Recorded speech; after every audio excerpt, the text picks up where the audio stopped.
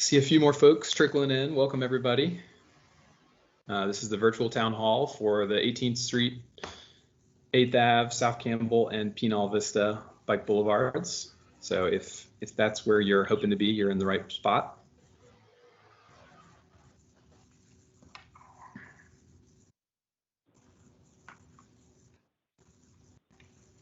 I see we've hit the 6 o'clock mark, so that's good.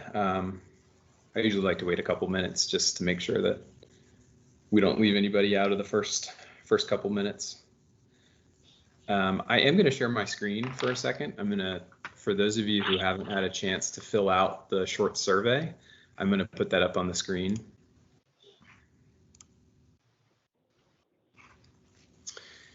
So there's a QR code here. So if you have a smartphone, you can open up your camera and scan that little, black and white, this little barcode here, QR code. And it'll take you to a site to fill out a short survey. And it's just to help us kind of keep track of who shows up to these kind of meetings, because we like to keep track of that. So if you haven't done that yet, and if you don't mind taking a minute or two to do that, that'd be great.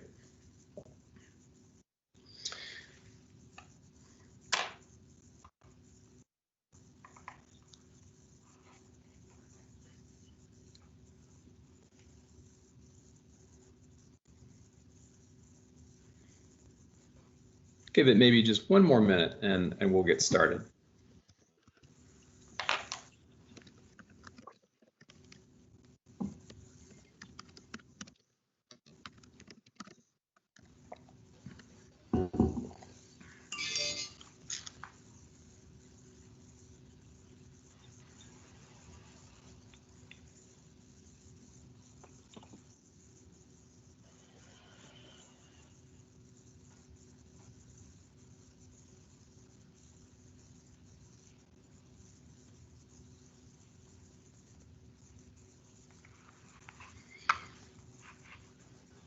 All right, I'm going to stop sharing my screen for just a moment.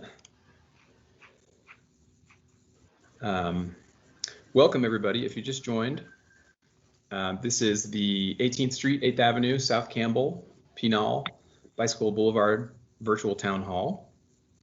And if you want to, feel free to turn your camera on. I'd love to see, faces if you're up for that. No pressure.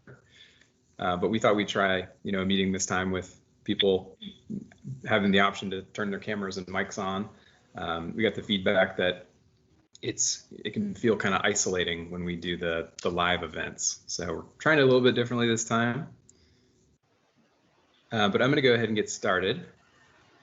And before I jump into the presentation, I just wanted to give a couple of announcements in terms of expectations. This works. Virtual meetings like this work as long as we're all respectful. So if y'all can keep any questions or comments respectful, that will be much appreciated. And I also want to remind everybody that this is being recorded, and that way we can post it on the website later. I'm going to go ahead and share my screen and pull up the presentation. All right, can y'all see that? Feel free to speak up, turn your mic off and speak up. It's Mary, I see it. Okay, great, thank you so much. Appreciate that, Mary. And I'm seeing from Matthew, he can see it, and Leslie as well, great. So if you just hopped on, last plug for the demographic survey. And if you have a smartphone, you can scan the QR code there on the screen, and that'll take you to the survey. And we'll go ahead and get started. All right, welcome. My name is Colin Cheston. I'm the project manager for these 3 projects with the city of Tucson, and I'm joined by Fernanda Quintanilla, and she's going to be helping with the Q&A. She's going to be reading the questions that come into the meeting chat. So the 2 main goals for this evening are really to share information about the project and to answer your questions and listen to any concerns. So we're going to talk a little bit about these 3 Bicycle Boulevard projects, what they are, where they are, the reasons that the city of Tucson is investing in them, and then we're going to talk about the schedule as well. So how to ask a question. There's 3 main ways. The first way is to raise your virtual hand. So I have a feeling that many of you have come to use these Zoom and Teams, which we're using tonight, pretty regularly. So you may already know this, but some people, they might be new to Teams. So I just wanted to go over this quickly. There's a little icon, and your little toolbar will look different, and it'll be in a different location if you're using a Mac or a PC.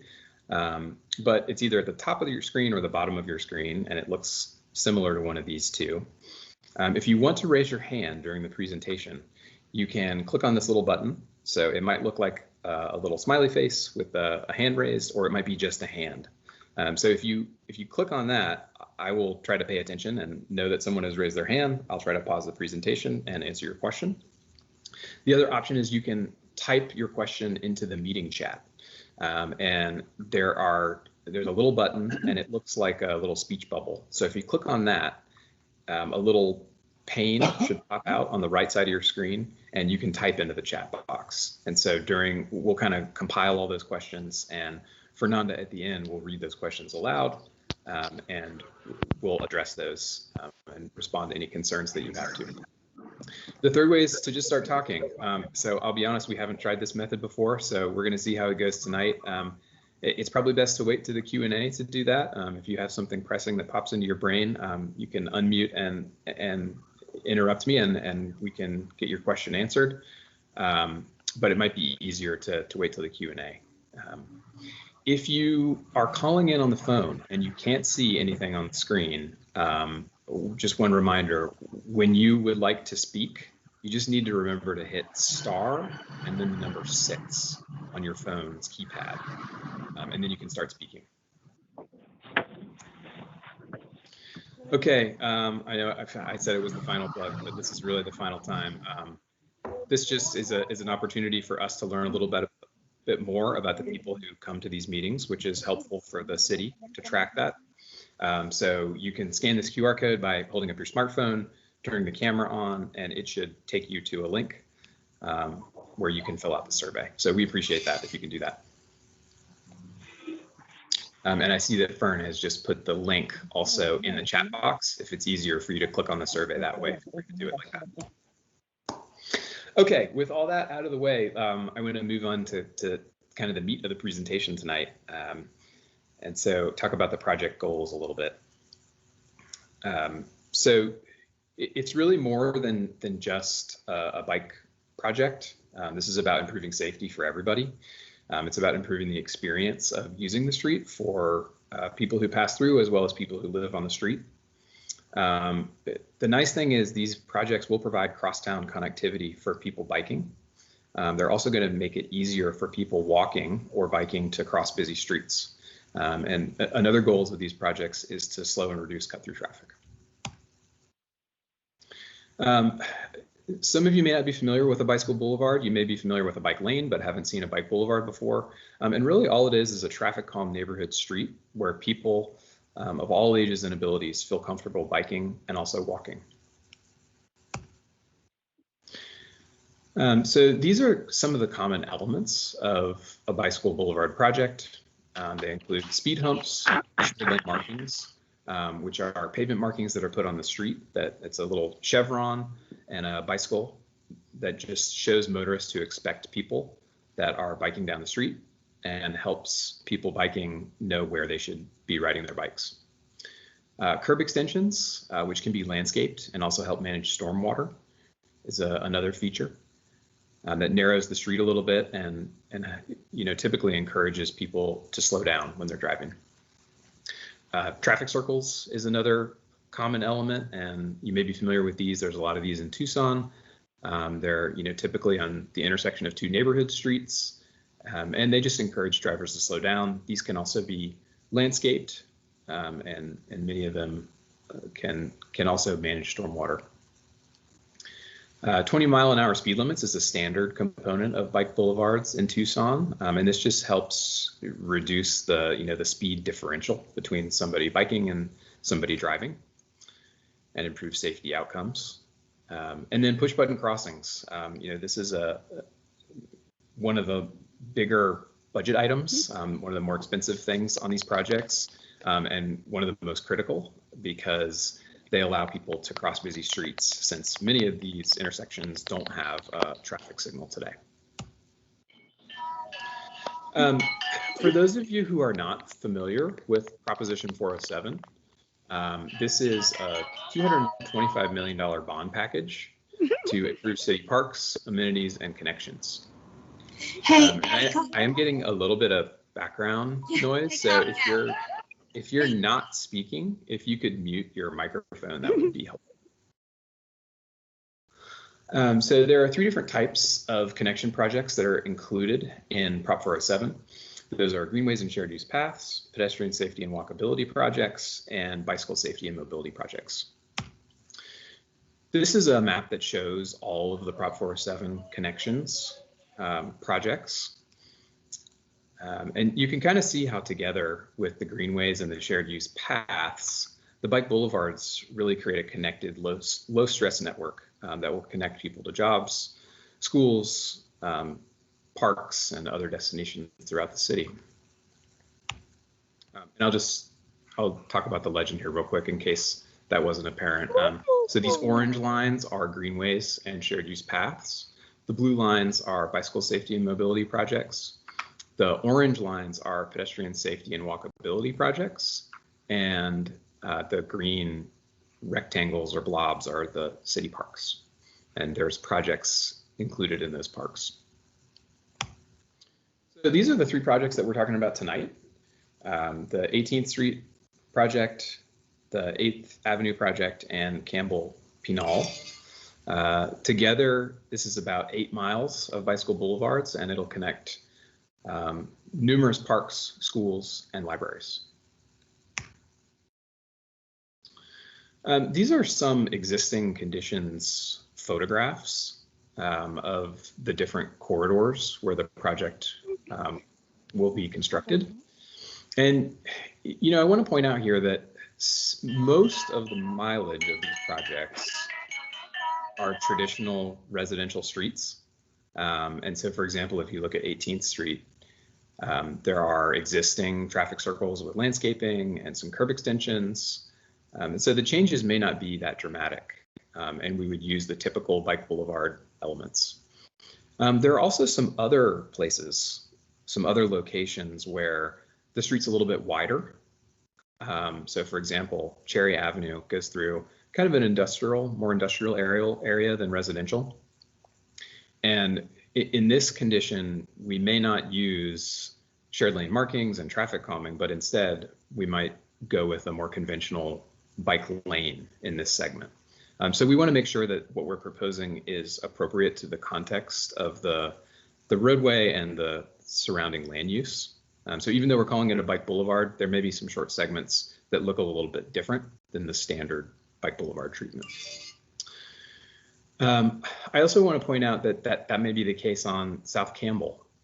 We've got a section here where there's a very wide landscape median. There's some existing traffic calming, but that lane that you're looking at here in the bottom right is about 20 feet wide. So it's possible that a bike lane might make sense there as well. So we're going to be thinking about context-sensitive solutions, and we also want to hear what you all think about what the appropriate treatment is for each of these sections. These projects did come out of a previous effort.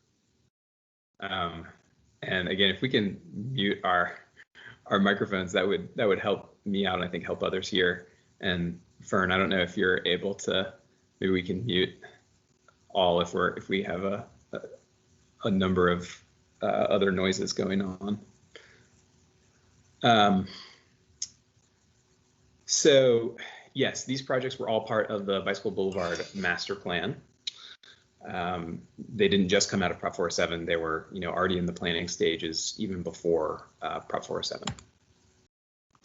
So here's a more zoomed in location that shows all three of the projects and how they connect to each other, as well as the connections to the loop. For those of you who don't know, the loop is a shared use path that goes around much of the city and goes out into the county in some sections. And so I think one of the exciting things about these projects is that they're providing that connectivity to another low stress walking and biking facility. And what you can see here in the map is we've got the three projects are different colors. So the purple line is the 18th Street project, and that provides connectivity to the loop and both ends of the project. Starts over here at Verdugo Park and then moves west, goes down on Warehouse Avenue, then 21st, then down to Fairland, then Forges Avenue, and then connects down here. Excuse me. Sorry about that. I accidentally clicked something. There we go. And then connects down to the loop at the southern end. The 8th Ave project connects downtown Tucson, then goes south along 8th Avenue, and then it's going to cut over here either at 36th or 37th Street. We haven't figured that out completely, and we're interested in your thoughts on that. Originally, we had thought 36th Street was the better option, but we realized when we dug a little bit deeper that there's an existing pedestrian signal at 37th Street, and so there may be some reasons why it would be more cost effective to have the bike boulevard go on 37th Street instead of 36th.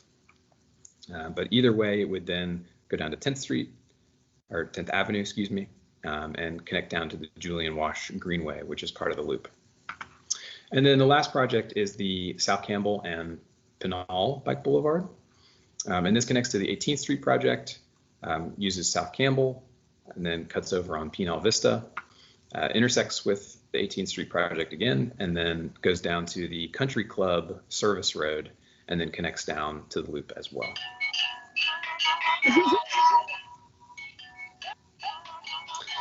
A little bit on the schedule. So right now we're just in the early stages of public involvement and design.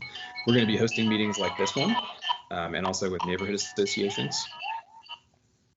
And we're hoping that design will be complete mid to late 2021 and then construction in mid 2022.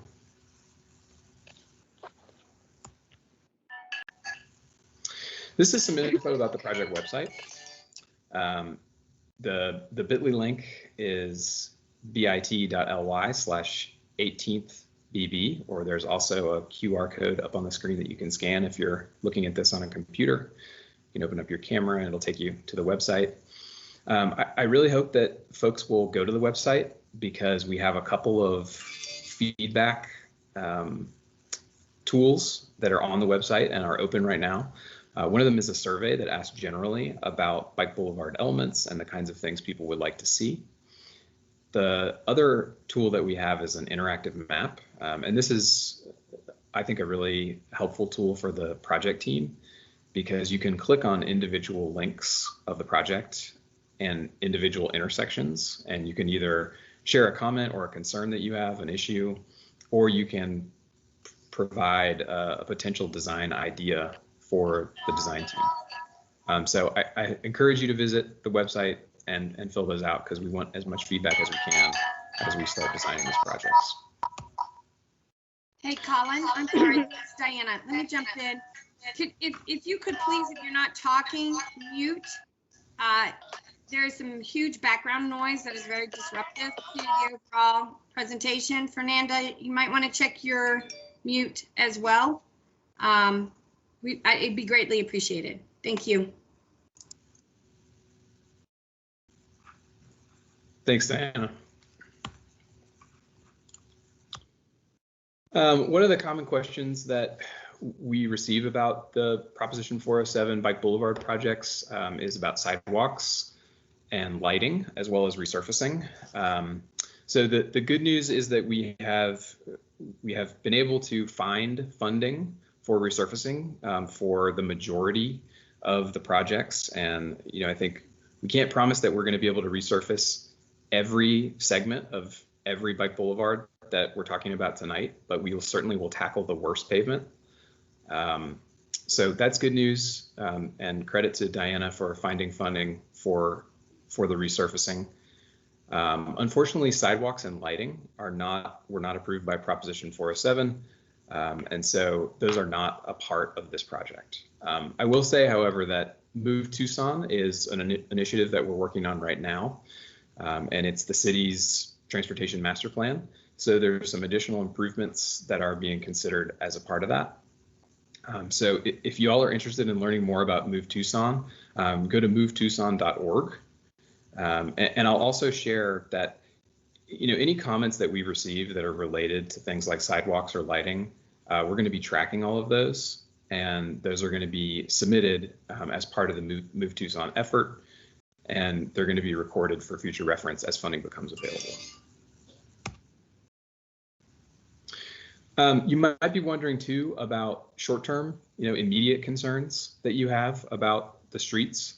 If you have potholes, or if there is a tree branch that is blocking the street, if stuff like that comes up, please let us know. We want to hear those concerns at any time. You can call 520-791-3154. You can also email t.concerns@tucsonaz.gov. Or there's also a web form that you can fill out. And that's the URL for that is shown on the screen. I think Fernanda is going to put those links and information in the chat as well. All right, that is the end of the presentation. So I'm happy to take questions now. And I think, Fernanda, if we can maybe start with the questions that people have been entering into the chat box. I've been hearing a lot of them come in. Yes. And then after that, we'll have an opportunity for people who called in, and you can unmute your phones and ask a question. Thanks, Colin. So the first question I have here is from Dionisa Ganes Anderson, and her question was, what was the basis for the bike path down 18th 8th Pinal Vista? What factors were used to choose those streets? That's a great question. So I have to admit that I was not involved in the development of the Bike Boulevard master plan, so I don't know all of the thinking that went into that. I do know that all the Bike Boulevard projects in Prop 407 were, low volume residential streets for the most part that provided crosstown connectivity and connected to important destinations like schools, parks, and also connected to things like shared use paths. Andy Bemis was the project manager for the Bicycle Boulevard master plan, and I think he may be on the phone. He may be able to answer that question a little bit better than I can. Hey, Colin, Diana, and Andy, I do want you to jump in, but I just want to say to the community that is here this evening that one of the reasons we're holding this meeting is for the opportunity to get some input about, is there any recommendations and suggestions about altering, changing, or adjusting. So we do want to get that feedback from the community tonight, and we'll be doing a lot more public outreach, understanding that there is some overlapping on some of this, and that's why. But now, Andy, if you can give a little bit of background, that'd be great. Thank you. Yeah, I'd be happy to. I echo everything Diana just said. So these projects, like Colin mentioned, came out of the Bicycle Boulevard master plan, and that identified 64 corridors across the city of residential routes that were, residential streets. They were primarily selected, just like Colin said, on a number of factors, primarily, their directness. So ideally a corridor that would help people get across town, walking and biking that's doesn't require, too many detours, that connects to parks and schools and other destinations, like you said. At that kind of level of master planning, we didn't have the opportunity to get into the details of specific alignments and treatments, and that's the stage we're at now. So now that we have some funding to actually make improvements, we're starting these conversations to say, all right, we have some funding for this route. Is this, as it's shown in the plan, the right route? Is this where it's supposed to be? What are the traffic safety concerns we have on this route that we can try and address with the funding we have? And so I hope that answers the question. I see that from, I think, the same person a question later on about whether these routes can be changed. I'll go ahead and answer that now because I think it's related. And the answer is yes, they can be. So these routes were approved by voters. That said, we do have a process for making modifications as we get into the design of a project, if it makes sense that, for a variety of reasons, for primarily driven by a safety concern or, accessibility concern or cost effectiveness or whatever, if there's a reason that, we didn't get it right and this route should be on an adjacent street or something like that, that's something we can definitely take into consideration. And we have a process for how to make those changes. Thanks, Thanks, Andy. Andy. I'll go to our next question from Dionisa. Is the funding here part of the $2 million awarded to each ward for neighborhood street improvements? So how about if y'all let me take that lead? Since I'm heading that up right now. No, You got it. it's not. So the $2 million per ward is actually specifically going to streets. We're working local streets, so residential streets only, and not all of the bike boulevards actually go through residential streets. A lot of them do, but some of them are also on arterial. But we will be working actually with each one of the wards on the designation. Just a little bit background on the resolution that was passed. It was to focus on worst streets first, based on the $2 million. So we are actually putting together what those neighborhoods are that we can get done with the $2 million, and sharing that with the ward offices for consideration. So we're working through that, but that is not part of this discussion. Thanks, Diana. Our next question is from Pamela Leonard. She wants to know if rain harvesting will be a factor in creating paths. Yeah, thanks for that question. So rainwater harvesting is on the table for some of the treatments. So curb extensions, for example, can be landscaped, and we're hoping that we can harvest rainwater as part of that. There is a new green stormwater infrastructure fund, and we're hoping to leverage that as much as we possibly can. That is a limited funding source, but there may be certain situations where we can leverage those funds. So yes is the short answer. Our next question is from Matt, and he was wondering why the 8th Avenue Bike Boulevard stops a few blocks short of connecting with the future Santa Clara Avenue Bike Boulevard and the current Liberty Ave Bike Boulevard. Good question. I see Andy's turned his camera on, and it looks like he's prepared to answer this question. I can hop in on that one and say that the intention is that it will connect with the northern end of the Liberty Bike Boulevard via the Julian Wash Greenway. So both the 8th Avenue Bike Boulevard from the north and Liberty from the south connect on the Julian Wash Greenway about a couple blocks apart from each other. So the intention there is that you can hop on the Greenway to connect to the other route to continue south. Thanks, Andy. Thanks, Andy. Our next question is from Luis Carrion. 18th Street at Osborne Ave has a lot of high-speed traffic. Is it possible to place traffic calming features on Osborne Avenue south and north of 18th Ave? Yeah, interesting question, Luis. We have been thinking through different crossing treatments for these bike boulevard projects, especially streets that are kind of in the middle, not really big, really high speed streets, but streets that we call collectors. And so it sounds like that might be one of these situations. And we have talked about the possibility of doing, for example, raised crosswalks. That's something that we need to look into and see if that's feasible at that location. A traffic circle is another thing that potentially could be a solution there, but it's really good to know that you've observed that, and we'll definitely make note of that as we proceed through the design. Thank you. Yeah.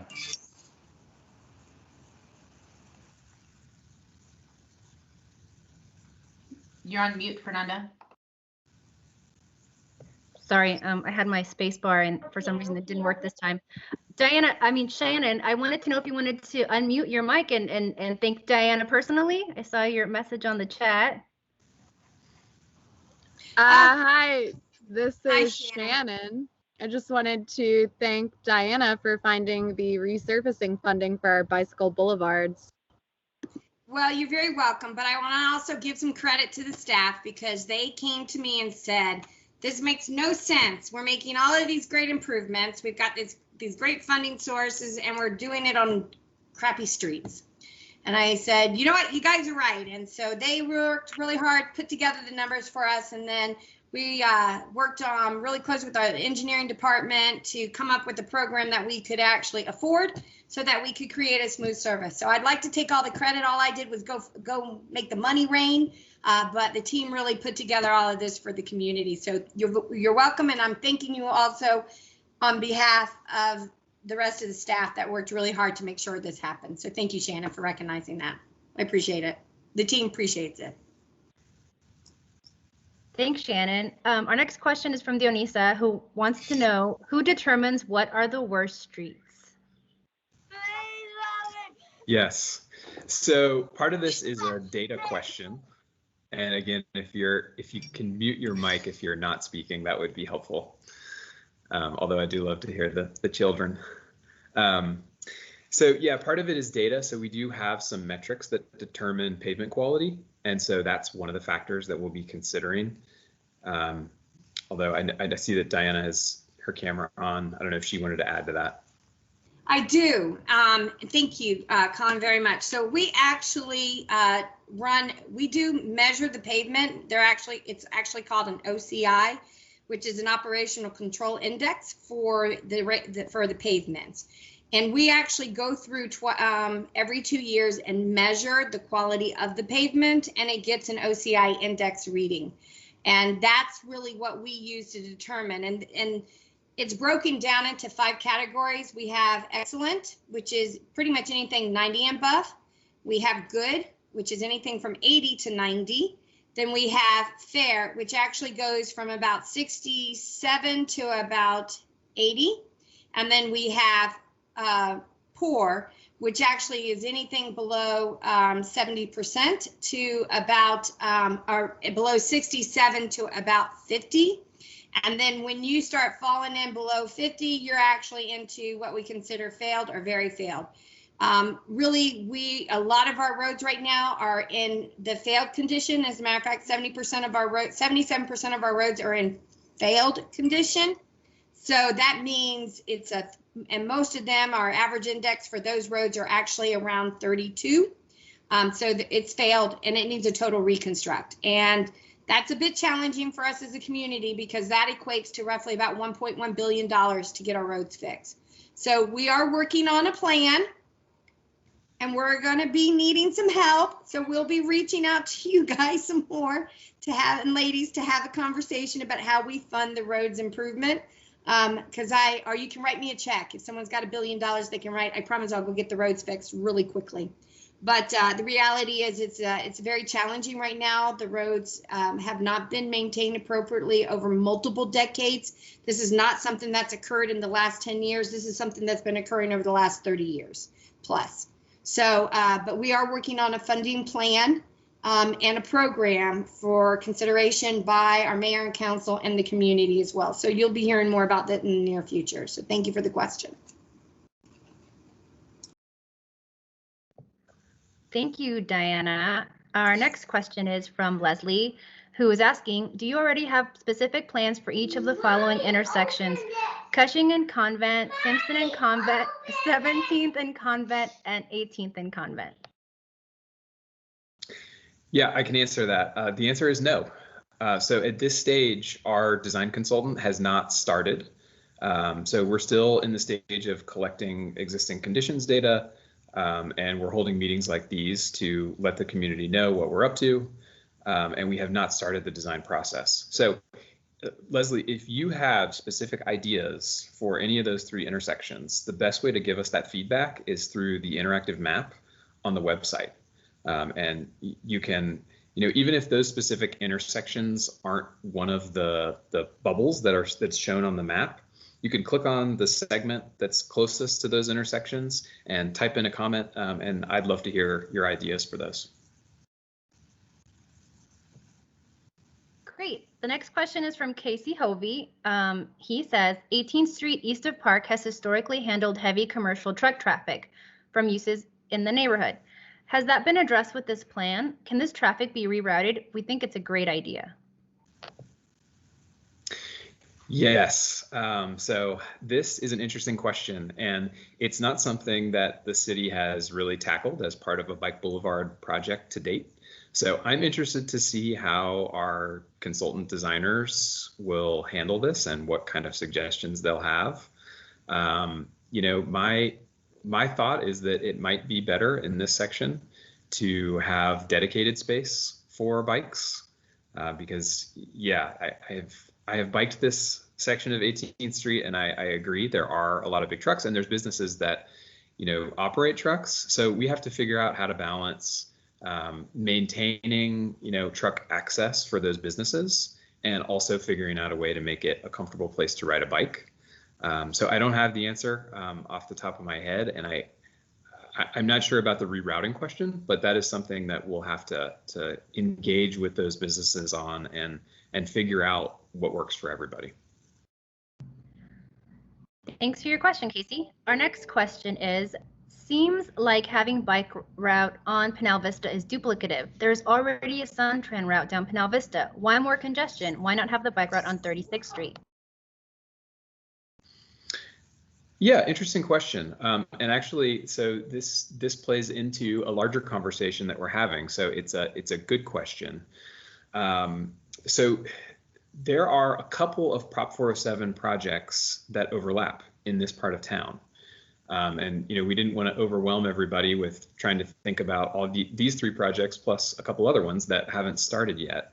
But there is also a shared use path called the El Paso and Southwest Greenway that has an alignment that goes kind of along, I mean, does go along 36th Street in this area, at least as envisioned in the Prop 407 bond. So what we're trying to figure out at this point is, you know, resolving exactly what you're bringing up is we don't want to have duplicative routes or redundant routes, but we want to make sure that we can connect people to where they want to go as efficiently as possible. And so there's actually an alignment study that we're working on right now, and we are hoping to bring some of the findings of that alignment study for the El Paso and Southwest Greenway to the community so that we can get feedback on what the best routes are. As far as the Suntran route and why not having the bike route on 36th Street, you know, I can't speak to the Suntran route specifically, but I will say that there are existing bike lanes on 36th. You know, they're conventional bike lanes, so they may not appeal to users of all ages and abilities, which is part of why we're looking at potentially doing a shared use path on 36th Street. And then the other thing that's going on 36th Street is there's another Prop 407 project that is a pedestrian safety and mobility project. So we're trying to be very thoughtful about how all these pieces fit together so that we can both use the funding efficiently and also connect people to where they want to go. Thank you. Our next question is from Pamela Leonard. Will current street parking access be restricted along some congested blocks? Current street parking be restricted along some congested blocks. Had to think about that one for a second. There are not typically plans to restrict street parking as part of a bike boulevard project. And part of the reason for that is because the on-street parking can actually be a traffic calming measure. So when you have a fairly narrow street and you have cars parked on the street, people tend to slow down. And so I don't anticipate that we'll be restricting parking. But if you have specific thoughts or questions or concerns about that, again, I please reach out to me directly and we can talk more about that. You can call me on the phone, you can send me an email, or if you want, you can also put that in the interactive map, places where you think we should consider that. And tell me why too, because that would be helpful to know. So Matt has a suggestion. He said he thinks it would be better. He thinks we should have better signage on the loop for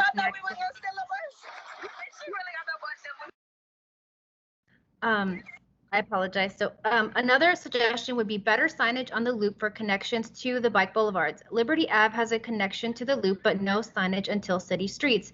Maybe something the county is working on with the city? I apologize. I was distracted and trying to mute everybody. So Fernando, Matt thinks that we should have better signage on the loop for connections to the bike boulevards.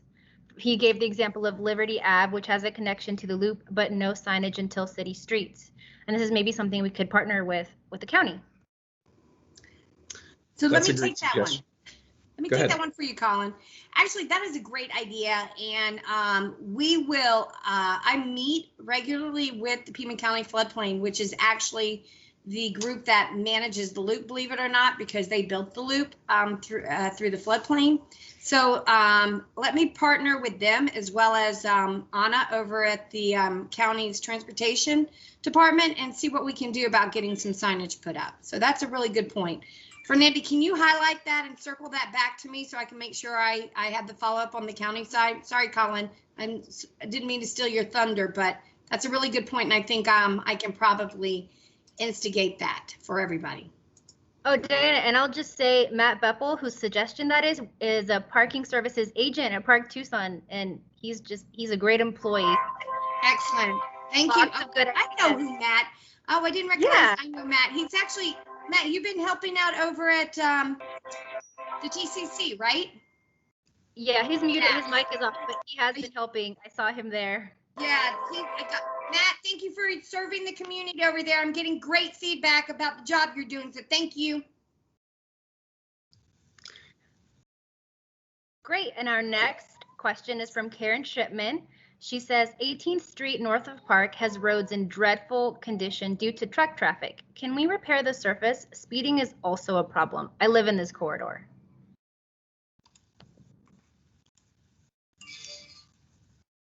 Okay, sorry for the pause there. I muted everybody. I hope that worked. And if you would like to ask a question, you'll just have to unmute yourself. I'm trying to get rid of some of the background noise.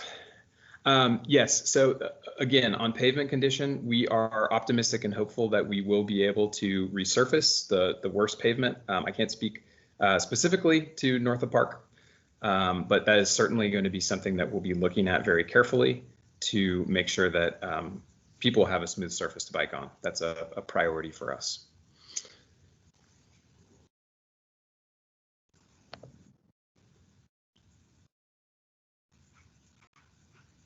I think you're muted Fernando, again, you're Fernanda.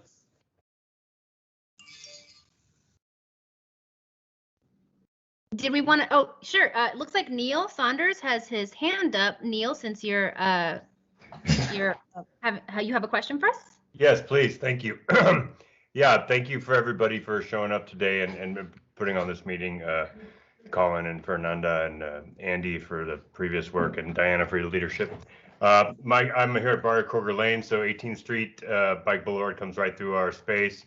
And I just wanted to ask a general question that might be helpful for others. And so this is in terms of the $2 million that are set aside for the wards. I've understood this from Manager Ortega that for construction projects, it is often more economical to stack any sort of functions into one construction project. So if you were going to spend some of that $2 million in a ward and it coincided with some of these projects, it would be more advantageous for the city and for the residents to stack whatever construction was going on simultaneously. And I wondered if those $2 million, if the timeline for the dispersal of that money will coincide with the project implementation, just for that economical value. Thank you. So I'll take that one too, Colin. Sorry. No, go ahead. You answer it, Colin. No, that wouldn't be fair. So if there is an opportunity for us to have revenue coincide together, we definitely do that. So the 14 million is for just fiscal year FYI 22. So I have until July 1st to June 30th in which to spend those dollars. And that's based on the recommendation that I get from the ward offices of how they'd like to spend that $2 million. So if the ward offices just, and again, direction that we were given was worst communities first. And so we're putting together those plans for the recommendation.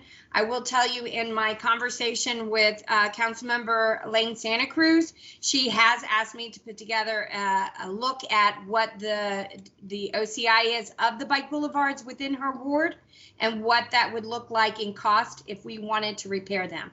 And so we're working on that information to provide back to her. And at my next meeting with her, I do one-on-one meetings with her on a monthly basis. I'll have that information pulled together for her consideration. So she did ask us in her ward, Neil, just to let you know, to take a look at that.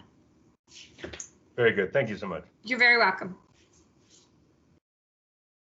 Thank you. Our next question is from Ian Johnston.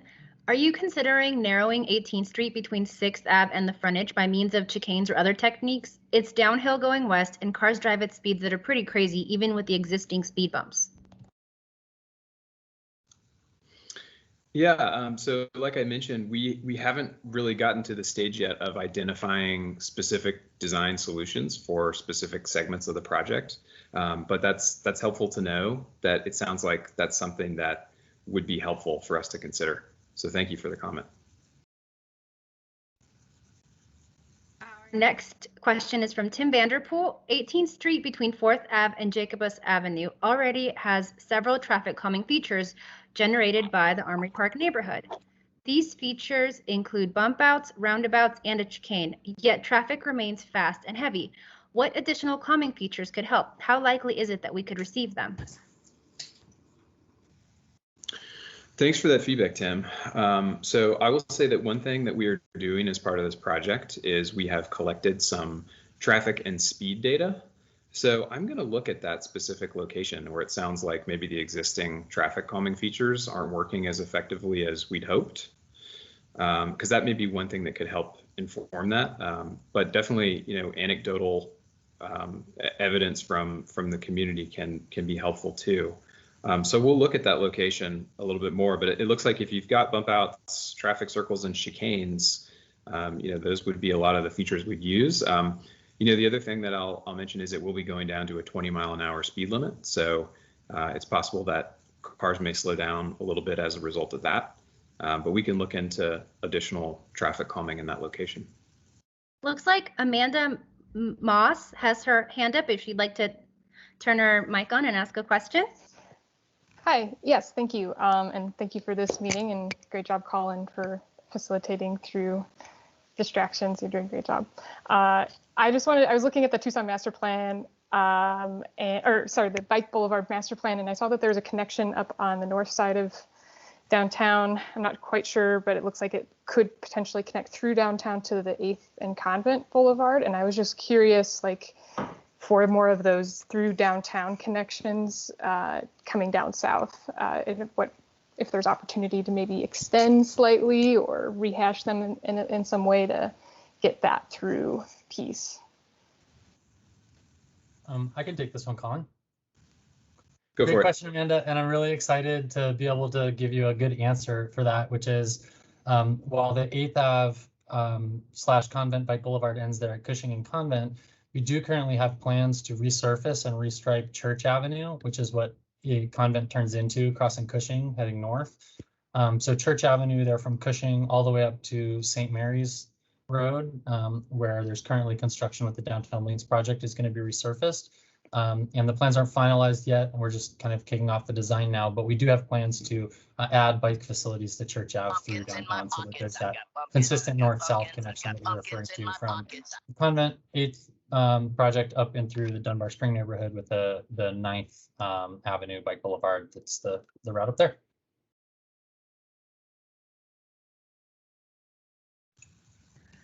Thank you, Amanda, for your question. Our next question is from Paul and Kendall.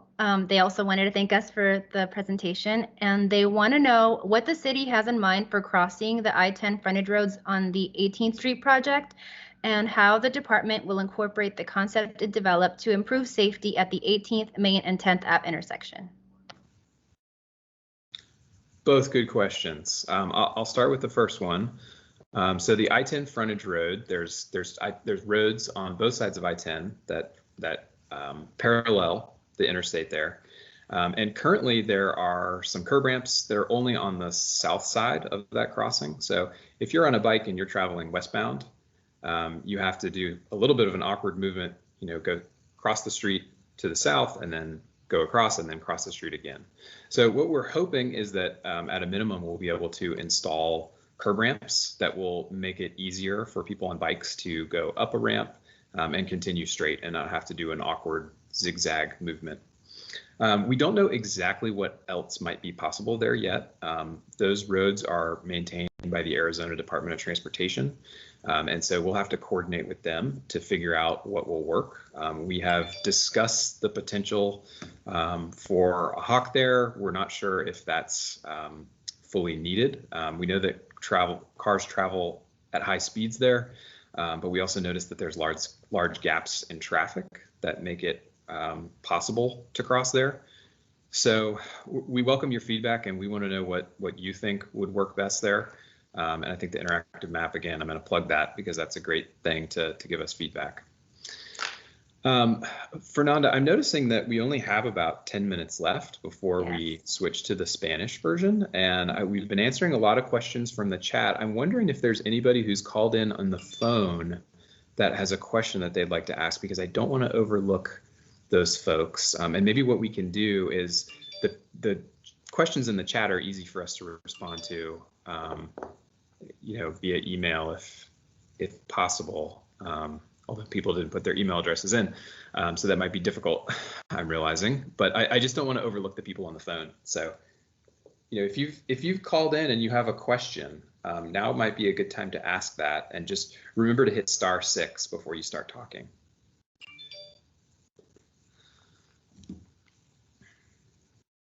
And I do want to let people know that you can subscribe to regular updates for this project. I put the link in the chat, and we'll be sending out just occasional updates as we get more information and get the design plans. Or if we're having another public meeting, you'll be informed of that. So it's super easy. You just put your name and your email address, and we won't swamp you with emails, just every once in a while.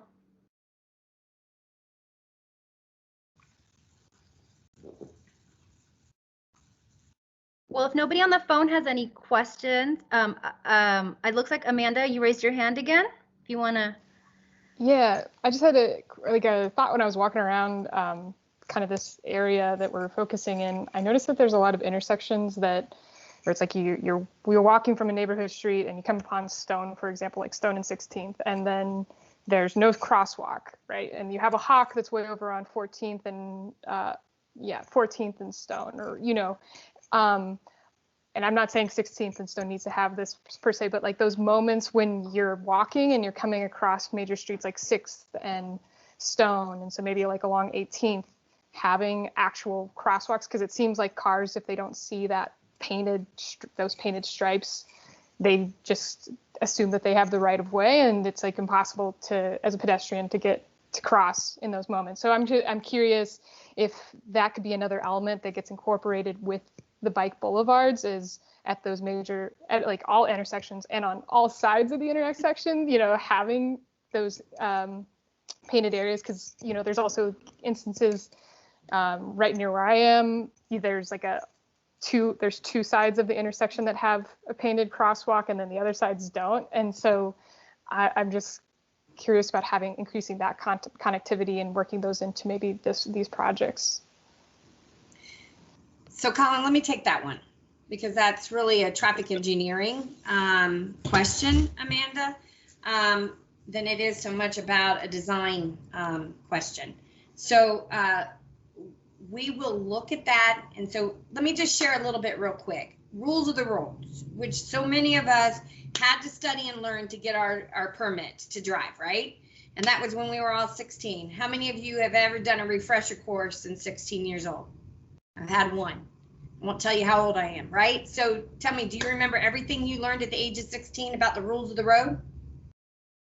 I don't see anybody raising a hand. Me neither. And I'm in transportation. But let me share one of the rules of the roads. When you're at an intersection, the pedestrian and the bicyclist automatically get the right of way. a vehicular should always yield to the pedestrian or bicycle that is at that intersection. Okay, but the bigger question is, does that happen? No, it doesn't. So, but unfortunately, state legislation determines when a crosswalk is warranted or not warranted. I don't get to say. And so we have to, first of all, study and see if that crosswalk is warranted based on state statute. If it is not, then most likely a crosswalk will not get put in. If it's like 50-50, we'll push the envelope. And if it is warranted, it'll get done. So the practice typically is that if we put a crosswalk in, we want some type of signalization that goes with it so that the vehicular will respond appropriately. Because given today's rules of the road that I just shared with everybody, which is you are to stop and yield to a pedestrian and a bicyclist at an intersection because they do have the right of way, even with or without a crosswalk. Today, that's today. It doesn't happen. And it doesn't happen unless you have proper signalization there that kind of drives or directs the vehicular. So it's really going back to, is there enough dollars? You know, so hawks are one practice that is put into play. And actually, this is the birthplace of it in the city of Tucson. And I'm like having conversations with my counterpart on the East Coast saying, you guys got to do this. You guys got to do this. You want to stop people from getting hit and run over. Y'all need to be building hawks right and left. Let me tell you what. But it costs a lot of money to build a hawk. It's anywhere from $350,000 to $400,000. Put a brand new hawk in where we have no wiring at the intersection. It's not a cheap process. And there are, again, are warrants that are required. So I will tell you, we will look at it. We will determine if it's warranted. If it's a warrant, a crosswalk will go in. If it's like 50-50, we're going to push the envelope. If it's not warranted and we can't get it closed, we will not be installing a crosswalk because it doesn't meet the current state legislation and the MUTCD, which is the Manual of Uniform Traffic Control Devices. Not the answer I like to give because I would like to throw crosswalks up everywhere. But my traffic engineers would shoot me. And actually, they pretty much are already mad at me all the time right now because I push the envelope on a lot of things with them. And the other people that would be actually coming and chasing me down would be our risk folks. Because when we do put in a crosswalk that is not actually warranted, we create tremendous liability for the city. Because there's a false pretense that people will stop and yield to the crosswalk, and it does not happen appropriately. So again, by today's rules of the road, and you could be cited. So if you don't stop at if you don't stop at an intersection and allow the pedestrian to cross, you are actually at fault, not the pedestrian. And it has to be an intersection. There's a difference between an intersection and mid-block. But at an intersection where a four-way comes, the pedestrian bicyclist has priority over the car every single time. Hope that gives a little bit more education and information. But would love to put crosswalks everywhere, and I would drive my traffic engineers totally crazy, which I think I already do. But thank you for asking. Colin, did you want to take, do you want me to continue? We have 2 more minutes to continue on the list of questions, or did you want to see if anyone had any comments to make on the video or over the phone? If you want to unmute yourself, *6. Yeah, let's give one more opportunity for folks on the phone, and then maybe we have time to take one more question.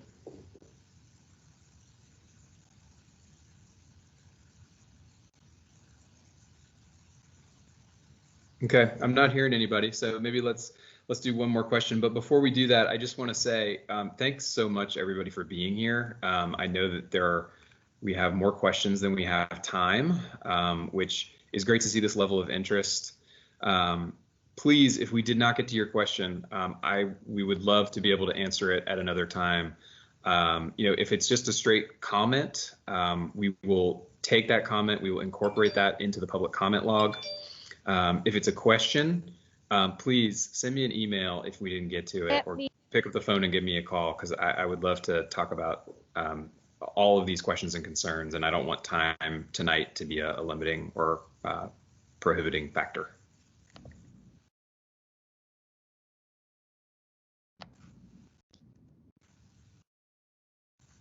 One more question, Fern, you think? Yeah, let's do a quick one. Oh my gosh, this is a lot of pressure. Sorry, it keeps, because people are typing, it keeps moving my screen. Let's see. Shannon says the interactive project maps are great for folks interested in using them and interested in giving feedback on other bike boulevards being funded by Prop 407. What other projects have live interactive feedback maps right now? That's a good question. Yeah, that is a great question. Yeah, and thanks again for bringing up the interactive map. I believe right now it is just these three that have an open interactive map at this time. Andrew Street was the one that was most recent. That is closed now. And I believe these are the only ones open. But please go and give us feedback because we want to hear it. Thank you, Kate, for adding your email. If anybody else wants to include their email address in the chat, I will make sure that I add you to our subscription list. And also, just real quick, there's some really great suggestions in the chat that we didn't get to. We'll be taking those suggestions and actually applying them. And so as we continue these public meetings, we'll actually provide feedback on that. So please, while we're having this conversation, if you're going to even hang around for Spanish, please, work on the interactive map or just email to one of us, whatever suggestions you have. There's some really great ones about the park connection. I'm reading them as quickly as they're coming in. So y'all, please keep sending them because this is exactly what we need. This stuff is great. Amanda, I'll send you the MUTCD requirement for a warrant of a crosswalk, okay? Fernanda, make sure I follow back up with Amanda on that, please. Yep. Thank y'all. Great questions. Loving them. All right.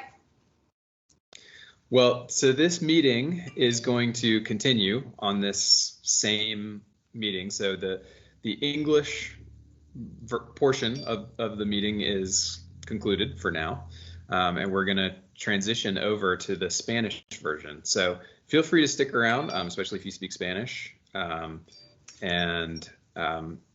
If you just want to ask a question, maybe at the end of the Spanish time period, we might be able to get to it then. But thanks again, everybody, for coming.